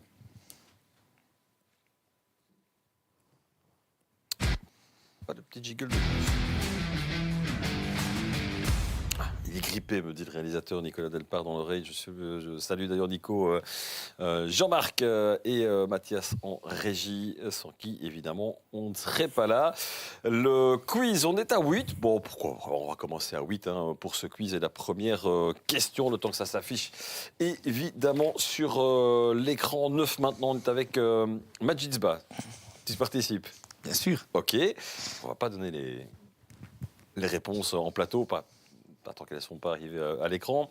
Peggy, Alexis, Quentin, Jeff Arvac, Noël, Michael, Théohard, Ferenc et Danivé, je suppose, Dani Verkamer. N'hésitez pas à nous rejoindre, www.bouquet.live, même après la première question, sans aucun problème. Il faut d'abord bien répondre et puis le plus vite pour avoir des points. C'est parti pour la première question de ce quiz. Quel est le score du match Lustin Dinan en coupe, dame bien sûr, lorsque Elisabeth Boisdanguin marque le seul but lustinois? Est-ce qu'on est alors à 1-0, à 2-0, à 3-0 ou à 4-0 lorsque Elisabeth Boisdanguin marque le seul but du lustinois, Je pense que ça sera du bol si c'est... voilà, c'était 3-0 effectivement. Et... J'ai bon. C'est du bol, on est d'accord. C'est du bol, oui. Ok. Mais vous êtes une majorité, 6 à avoir le bon résultat. Allez, deuxième question sur le quiz. Tu l'avais toi, Philippe, j'en suis sûr. Combien de cartons ont été distribués lors de la finale messieurs de la Coupe de la Province? Là, il faut taper votre réponse. Et attention, parce qu'il y a un piège. On n'aurait pas? Je ne sais pas, je ne connais pas la réponse. Toujours des cartons en finale de Coupe de la Province. Bon. Souvent rouge d'ailleurs, j'ai l'impression. J'ai le sentiment qu'on a quand même souvent du rouge. C'était en fait 6 cartons et non pas 5 parce qu'en fait l'un des deux coachs a été averti aussi. Ah, et moi j'avais mis 5. Ah, voilà. Mais au hasard aussi. Allez, prochaine question. La troisième. Restituer le top 5 des clubs européens au ranking UEFA cette saison-ci, évidemment. Le top 5 des clubs européens au ranking UEFA. Tu remarqueras que pas de FC Barcelone tiens, dans ce top 5. J'allais le dire, tiens. Ouais. C'est Real, Bayern, Liverpool, Inter et City. Pas d'Arsenal non plus d'ailleurs. Non, ce qui est étonnant, c'est City, quand même, non? Ouais, Cinquième. mais c'est hérité aussi quand tu as gagné ça. la Ligue des Champions avant, etc. Non, mais pas mieux classé, je voulais dire. Ah oui, non, qui n'est pas mieux classé. Ouais, Ouais. Voilà. Avant Milan, par exemple. Depuis 1 an et demi, c'est un peu plus compliqué pour Ouais. City. Allez, quatrième question avant de faire un petit point sur les classements. Quel est le bilan actuel en points pour l'Union Namur dans les playoffs 2 de D1 à CFF? Combien de points pour l'Union Namur dans les playoffs 2? Ça devrait pas trop difficile, Non. ça. Là, vous tapez la réponse, évidemment. Je suis certain que tu vas l'avoir, Philippe, la réponse. Vous êtes très à participer, n'hésitez pas encore à venir. Encore 4 questions, peut-être, pourquoi pas, venir coiffer sur le poteau. Et c'est 5 points. Une victoire et 2 nuls. J'ai en mémoire donc la victoire à l'Olympique, au Sporting de Charleroi U23. Et deux. Le point contre le Standard et l'autre point, j'avoue que je cherche. Ça va me revenir. Oui, c'est une victoire et 2 nuls. Bref. Allez, on fait un point sur le classement. Majid, t'es où à ton avis? Ouf, non. Non? Non. Ben, 4e quand même. Et franchement, c'est quand même un petit peu serré. C'est tendax. Il y a vraiment moyen. Et si vous vous connectez maintenant, il y a, je pense, vraiment moyen. Il reste 4 questions. Je l'ai salé, mais c'est volontaire aussi. Je l'ai salé cette fois-ci. Allez, question 5 du quiz. Dans quel club le gardien de la Ralbé, Lucas Montero, a-t-il joué avant de débarquer à la Louvière? On rappelle, gardien blessé très gravement ce week-end, intervention de services de secours parce que il s'est pris un coup dans le visage, avec un coup dans les dents, etc. Il a été évacué par civière. Donc, est-ce qu'il jouait à l'Arquet, Cinéo-Contrusien ou à Esch, Lucas Montero, avant de rater le club B de la RAL. Et c'était à Esch. Là, vous êtes largement majoritaire à avoir la bonne réponse. Tu l'avais aussi? Excusez-moi, j'étais distrait, mais entre-temps, j'ai vu le... Alors attends, je vais te poser la question. Associer ces équipes au nombre de buts qu'elles ont dans le championnat jusqu'à présent.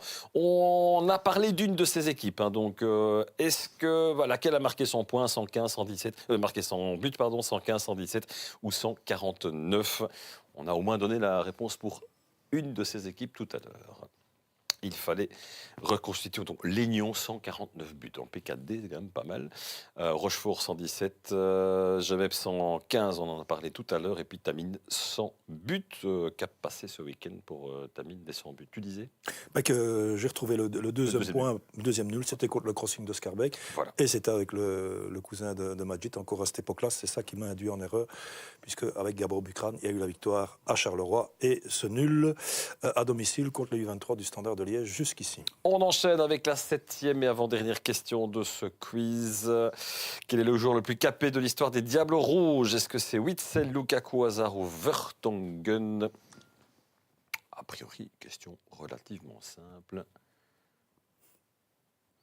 Moi, je m'étais arrêté au temps de Keulemans, pour vous dire. Hein. Ah oui, il a été quand même bien dépassé depuis. Oui, je crois. Oui. Quelques paires de matchs, effectivement, en plus pour Jan Vertonghen. Et dernière question, et non des moindres de ce quiz, on fera un point sur les points juste après. Le Celtic de Foot compte une seule victoire en P3A cette saison. Contre qui ont-ils gagné? Est-ce que c'est contre Philippeville B, Lève Arbre, Tilly Château B ou le RFC Ham? Le Celtic de Foot, une seule victoire. Et c'est bel et bien contre Flipville. Flipville B. Ah, je crois qu'ils l'ont fêté pendant des jours et des jours parce qu'il y avait le grand feu, etc. Probablement. C'était terrible. Oui, si, j'avais lu ça, que c'était épique. Voilà. Allez, le résultat, roulement de tambour. Qui donc? Hop. Eh bien, c'est Théo Hart qui gagne le quiz. On va aller voir où se trouve Majid. Ouah, deuxième position. Un gros recul là, pour Majid. Mais c'est Théo Hart qui gagne devant Noël, Michael et Alexis. Bravo à toutes, bravo à tous pour ce quiz. C'est si difficile que ça? Bon, fallait quand même suivre l'actualité. Ouais. Ou avoir un petit peu de... Ouais. Théo Hart, c'est le gardien de Esch. Possible? Honnêtement, je ne saurais pas te dire. Ben, je pense, hein, mais ça fait si Ferenc Levens qui sait toujours tout et que nous peut-être. nous le confirmer, ce serait sympa, mais je pense que c'est... Bravo à lui, excellent gardien au demeurant, je pense, hein, encore un jeune. On va parler un petit peu de la saison prochaine et se mettre dans la tête que ça va passer pour Spi. Tu es déjà en train de construire cette équipe. Qu'est-ce qu'il y a de sûr, qu'est-ce qu'il n'y a pas de sûr, qu'est-ce qu'il y a sur la table, quasiment signé. On fait un peu le point. Au niveau du noyau actuel, j'ai déjà signé une grosse partie du noyau. Donc le but, c'était vraiment de garder les cadres et simplement compléter avec ce qui manque pour être compétitif, encore plus compétitif cette saison. Étoffer un peu plus le noyau, parce que le noyau est très restreint. Et du coup, on a fait quelques transferts. Donc on a Chakobé de Wepion, qui est tacté. J'ai fait Taha et Chimie de Biem, qui vient aussi de signer.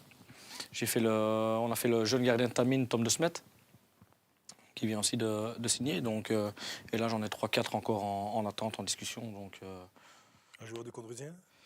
Il y a un joueur du Condrusien avec qui je suis en discussion, mais tout va dépendre aussi du match déjà presque décisif, qui pourrait être décisif, en tout cas ce dimanche. Pas vous ennuyer, mais c'est probablement des joueurs Carolo du Condrusien, parce qu'il y a quelques Carolo là. Non, pas forcément. Non, mais de toute façon, j'ai pas de secret, c'est pour Caro. Donc, ouais. Donc si jamais il revenait à redescendre, qui n'est pas encore le cas, donc il aimerait bien se rapprocher plus de chez lui. Ouais. Donc je pense qu'il habite Châtelet. Qui a joué aussi à Loyers, hein, donc et qui a joué à joueur. Mais vous disiez, les cadres ont signé. Il y a quand même Quentin Giraudet, qui est un bon petit attaquant quand même, qui part à Moustier. Mais on s'en doutait dès l'instant où Christophe Grolus est là. Et c'est quelqu'un qu'il aime bien. J'imagine Quentin Giraudet, il a souvent été, j'allais dire, travaillé pour Christophe Grolus, mais c'est un peu ça. Alexandre Fabry, hein, qui s'en va à la Jeunesse Tamine, c'est pas n'importe qui. Puis votre petit chouchou que certains disent, Marouane Boujabout, hein, ça c'est plus surprenant, qui s'en va à Sès. Ça c'est un peu ma déception. C'est quelqu'un que je voulais vraiment garder. Donc, pourquoi il part? Il t'a dit? Je ne saurais pas dire. Il m'a simplement envoyé un message comme quoi il allait à Sès. Donc je respecte. je me doute qu'il y a d'autres aspects qui ont joué, mais c'est dommage parce que c'est vraiment un joueur talentueux et il va nous manquer. Puis Après j'ai Feta qui va bien le remplacer sans problème. Donc voilà. Mais... Puis sur la concurrence de Tamine qui revient en P1 dans les discussions. Pas forcément. Après, comme je l'ai dit, on s'entend super bien avec Greg de Gève. Donc dès qu'il y a besoin, on s'appelle. Est-ce que tu comptes le garder ou pas et si on peut s'aider, c'est bénéfique pour les deux équipes. Donc, Noyau déjà quand même Fabry, à 80-90% déjà constitué pour l'année prochaine, en fait, si je comprends bien, parce que tu as renforcé. C'est un peu ce qui manquait cette année-ci, c'est d'avoir un noyau un peu plus costaud pour passer les mauvais temps et les périodes un peu plus de tempête. Semble être un peu plus confortable, si je comprends bien. Oui, c'est ça. Donc 80-85% que c'est acté, dont 2 jeunes de la P2 qui vont intégrer le noyau A. Donc ça montre encore qu'on fait confiance aux jeunes, en tout cas du côté de SPI, qui est Loïc Bagzaï et Noah Ferraille. Puis tu as oublié quand même de nous parler de transferts, 2 qui vont à Grand-Lay. Oui, c'est vrai qu'on a des paires. Donc on a Augustin Rigaud qui va à Grand-Lay et il y a aussi Antoine Rodin-Simon qui y va aussi. Donc, qui t'a fait une bonne saison voilà. En poste 6. Qui a fait une grosse saison. Ouais. Donc c'était la plaque tournante ici. Donc, un peu de regret quand même de certains départs. Hein. Un peu de regret, oui, parce que c'est compliqué à remplacer. Mais voilà, si les joueurs que je suis en discussion avec eux viennent à signer, je pense qu'on sera aussi compétitif. Et puis on a aussi appris tout à l'heure le probable coup de téléphone entre Biem et Samuel Campitelli sur cette émission. Ah ben voilà. À demi-mot, si j'ai bien compris quand même, non? Je n'ai pas compris comme ça, mais bon. Tu n'as pas compris comme ça, toi? Non, mais j'ai pas fait assez attention. C'est Majid, non? Je pense que ça... Non, mon Au niveau avis... du club, ça peut être soit, de toute façon, si c'est Namurois, ça peut être soit Arquet, soit de Biem. Donc, Oui, c'est ça. C'est vrai. Lorsqu'on parlait des 10 km, il avait l'air de connaître effectivement les 10 minutes. c'est vrai, séparé du club. On verra. De toute façon, évidemment. On va passer à la carte talk, les amis, parce qu'on arrive tout doucement à la fin de cette émission. Carte talk, qui est celle de Melvin Berdois. Alors, je l'ai mis parce que Florent, qui m'a super bien préparé cette émission, me disait plutôt ailier, enfin couloir. Donc, je l'ai mis ailier gauche. Je ne sais pas si tu es d'accord. Tu peux jouer à gauche ou à droite. À gauche ou à droite. Donc voilà. On parlera de Melvin juste après. On va commencer par, comme ça peut mouliner derrière en régie. Tu connais le principe. 3 cotes entre 0 et 100 et 3 cotes qui ne peuvent pas être dans la même dizaine. La première, c'est la cote d'attaque-défense. Joueur complet à ce niveau-là? Complet, c'est quelqu'un qui sait, malgré qu'il n'aime pas trop défendre, c'est quelqu'un qui sait se mettre au service du groupe quand il le faut. Donc, je vais mettre un 85. 85, une note technique? Technique, là, on peut aller plus haut. Donc là, je vais mettre 95. 95, et physique, du coup, ce sera ni dans les 80 ni dans les 90. Je vais mettre 75. 75, parfait. Et des bonus techniques, c'est 95, et, parce que j'ai Nicolas qui me met dans l'oreille, donc c'est 85 en attaque-défense, 95 en technique et 75 en physique. Alors, sur les 5, tu peux en choisir jusqu'à 3 de bonus-malus. On rappelle, c'est aléatoire. Donc, ça peut augmenter ou ça peut descendre la moyenne de la carte de Melvin. Technicien? Je vais mettre fantasy technique, tellement c'est agréable à regarder jouer, sincèrement. C'est très fort. Et je vais mettre un sniper. Sniper, joueur précis, puissant. Autant quand il doit sniper le but et autant quand il doit sniper un défenseur. Pas Formule 1, c'est pas forcément quelqu'un qui est rapide. Si, c'est rapide, mais ça mérite pas forcément de retourner contre nous. Je vais laisser. Ah oui, tu joues stratégique. C'est jeu stratégique. Alors, en attendant que ça mouline la cote de Melvin Berdois, pourquoi lui? Parce que c'est une belle surprise. Quand je suis arrivé, sincèrement, on m'avait mis en garde par rapport à lui, par rapport à son caractère.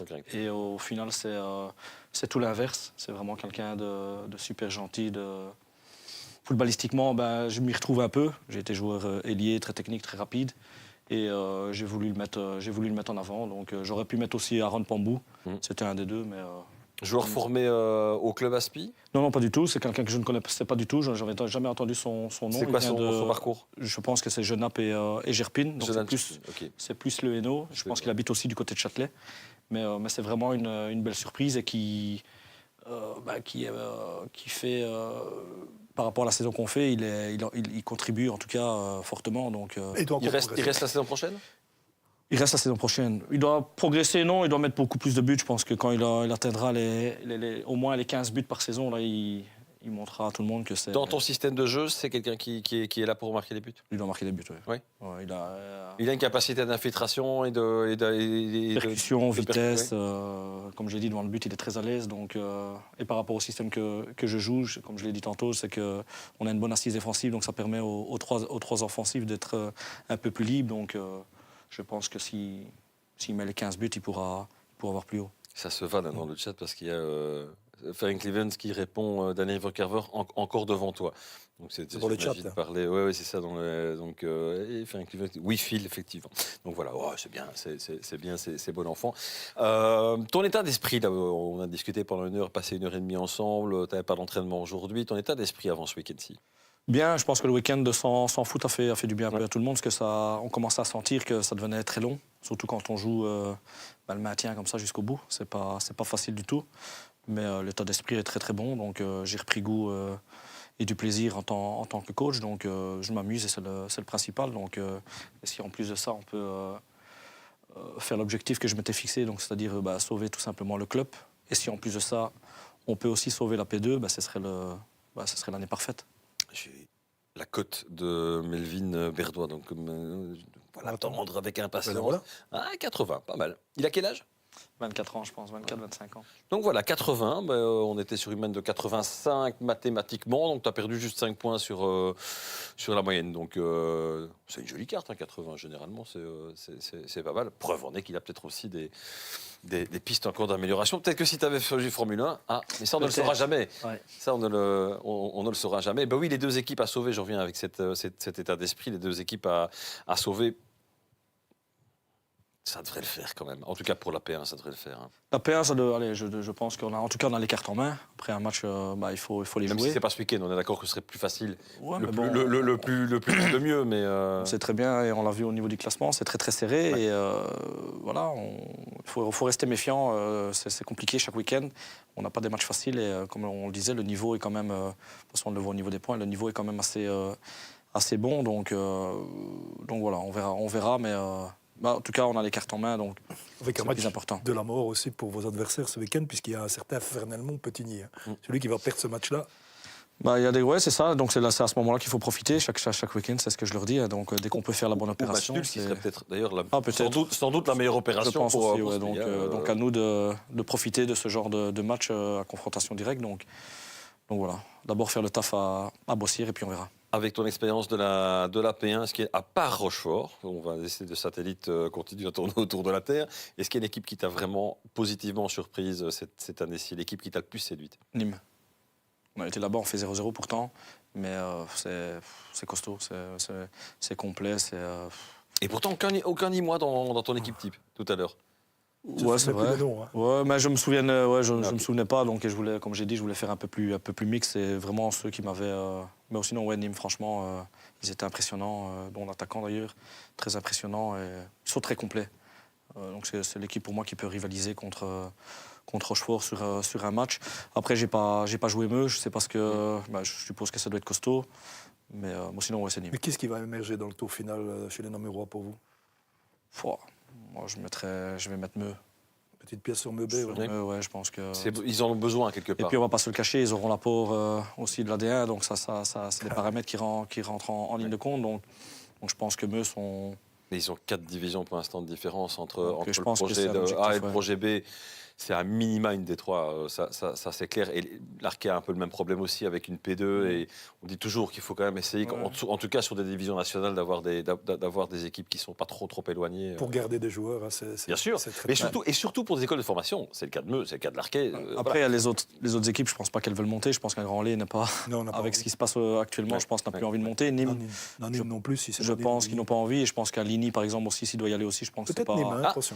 Nîmes, c'est pas ce que j'ai entendu. En tout cas, l'année prochaine, peut-être, mais. Pas cette année. Mais qui sait. Mais ce serait extraordinaire qu'on ait Rochefort B et Meubé en D3, alors qu'il n'y a pas encore eu d'équipe B en D3 et on aurait 2 Namurois. Ouais, c'est ça. Donc, oui, c'est surtout ça que je veux dire. Les équipes B en D3, il n'y en a pas encore eu.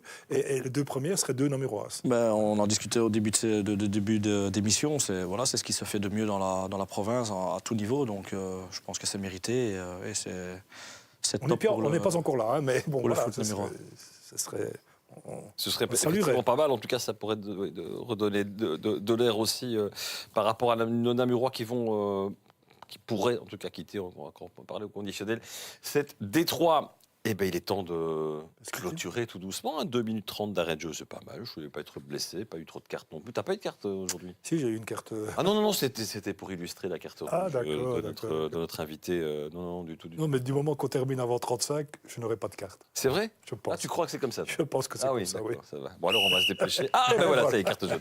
Mais tu l'as demandé aussi, ta carte? Oui, pas de problème. Merci à Nico Delpar derrière les manettes. Merci Majid d'avoir été avec nous. Bon amusement aussi, parce que ça reste de l'amusement d'ici à la fin du championnat. Puis on suivra bien sûr les résultats, notamment ce week-end, de la rencontre face à l'Union Bossière, de ce déplacement du côté de Jean Blou pour cette P1. Philippe, merci aussi. Tu seras particulièrement attentif, on l'a dit, à Somzé, Ah oui, club de notamment. l'entité de Walcourt, mais aussi au foot provincial. Oui, parce général. que Jemep, c'est une équipe bien sympathique. Et donc, ce Évidemment. résultat-là, samedi soir, on Évidemment. l'attendra. Et il y aura des déçus aussi en fin de saison, c'est toujours le cas. Des équipes qui espèrent monter, qui montent, et d'autres qui ne montent pas. On y sera, Grec, samedi soir à ce match-là. Et on sera aussi au fameux derby. De quel match parles-tu? De Somzé-Jemep. Et on sera bien sûr aussi au match Arquet-Condrusien, plus important encore pour le Condrusien que pour l'Arquet. Et j'ai oublié les 2 autres matchs, mais on va essayer de suivre le déplacement ça dépend de nos confrères de TV Lux, de Meux à AB, et de Namur, chez les U23 du Standard. Important, évidemment, que Namur ne glisse pas sur la marche sur ce match-là, parce que c'est le concurrent direct de l'Union Namur s'il veut rester en D1 à CFF. Il faudrait bien aller gagner là-bas. Parler, mais c'est un des clubs aussi fortement menacés dans cette division nationale. Merci en tout cas Philippe pour tes lumières. Rendez-vous mercredi prochain évidemment pour un nouveau Talk Foot. La saison se prolonge, se termine tout doucement, mais il y a encore du suspense. On est là pour vous faire vivre et pour vous informer. À très vite les amis, bonne soirée.